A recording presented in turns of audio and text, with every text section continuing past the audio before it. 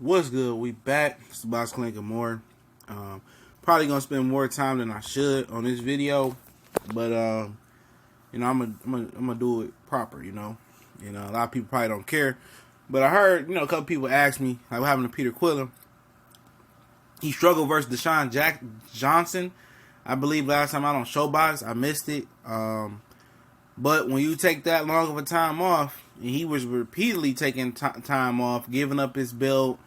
Having an epic draw with Andy Lee and giving up his belt to avoid Matt Korobov and doing all that other stuff. Like I told you guys, he's very well financially took care of. Al Heyman took care of this guy. He didn't have much of an amateur career. Straight blood, sweat, and tears. You know what I'm saying? If it's a guy whose career was supposed to be match made in the way it was for Peter Quillin, it's Peter Quillin. It's a guy that was staying on the street, that struggled, that grinded, that clawed, that scratched at his opportunity. Now it sounds like he potentially could face Jalen Love. I'll leave the Fight Hype interview in the description. The link to it. Shout out to Ben Thompson. Shout out to Fight Hype. Shout out to Peter Quillin, who the interview by my boy Big Smooth at Colossal Boxing Talk. Y'all go follow Colossal Boxing Talk, please. My boy is back on the boxing grind. I'm going to leave the channel link in the description as well. And he's interviewed Peter Quillin like several thousand times. And shout out to Peter Quillin one time. Shout out to Jalen Love out of Inkster, Michigan. I got roots over there. And, Peter Quillin, Grand Rapids, Michigan. It's a Michigan affair. This guy got some backstory to it. Jalen was talking stuff about Peter Quillin a while ago. I remember somebody brought it up in the comment section. I remember seeing it when him and Luis Arias, when he was still part of the TMT Money Team Mayweather Promotions, was saying how shitty, Peter Quillin was, and he was chastising him, he was criticizing him. I don't know if it was a joke, but Peter Quillin said him and Jalen Love go way back. They was cool, but it's business is a business.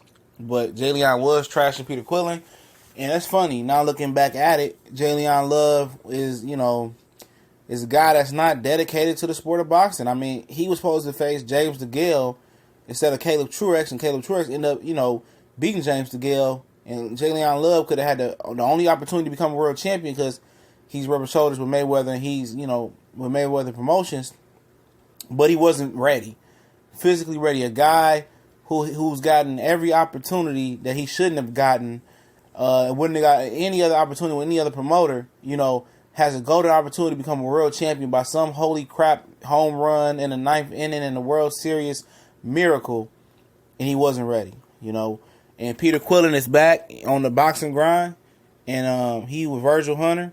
And, he didn't look good last time out from what I heard, but, long layoff, he got to stay active. Danny Jacobs did send him into oblivion, but he got to continue to stay active. He's at super middleweight now. We know Jalen Love at super middleweight. He really ain't a super middleweight. He really designed to be a 154-pounder, but he can't make the weight.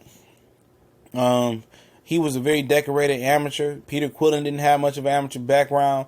And this is a solid fight. This is a solid Showtime co-feature or third fight or Showbox main event. And this is a fight that I'll take, You see, basically the loser's going to retire. And Jalen Love got the back of the Floyd Mayweather. That's his right-hand man. And he gives his fighters every opportunity to be great. And, it's a shame that some of these other fighters don't take this opportunity to sign with Floyd. I understand that they want to do it on their own. But, a guy like Earl Spence, a guy like, a lot of different guys. Earl Spence, the Charlos, whoever out there, promotional free agents, would definitely thrive with Mayweather backing. But I understand that you want to climb the mountain on your own because when you conquer Mount Everest, you don't want nobody, co-signing saying you needed them if y'all fall out in beef. I feel that. But Love is definitely manufactured straight because of Mayweather and getting them opportunities because of Floyd Money Mayweather. And Quillin, he's just hanging around. Hopefully he's been sparring. Sound like he's been training hard, keeping in shape, and hopefully he back dedicated.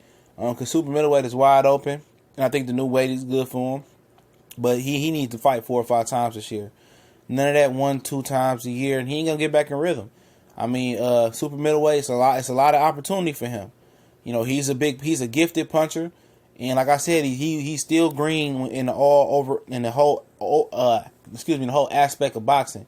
He can still get better if he can conquer, this little pitfall. If he can climb out that pit and do his thing, let his hands fly, and get that confidence back with Virgil Hunter, I mean, he can get a title at 168. You know what I'm saying?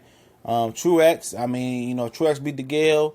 I mean, you know, Ramirez is a good fighter, but Peter got some athletic ability.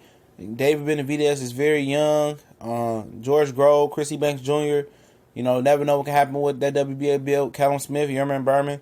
So it's an opportunity, but it's a good fight, and I think the loser retires. You know, Peter Quillin, Jillian Love. The loser will have to retire.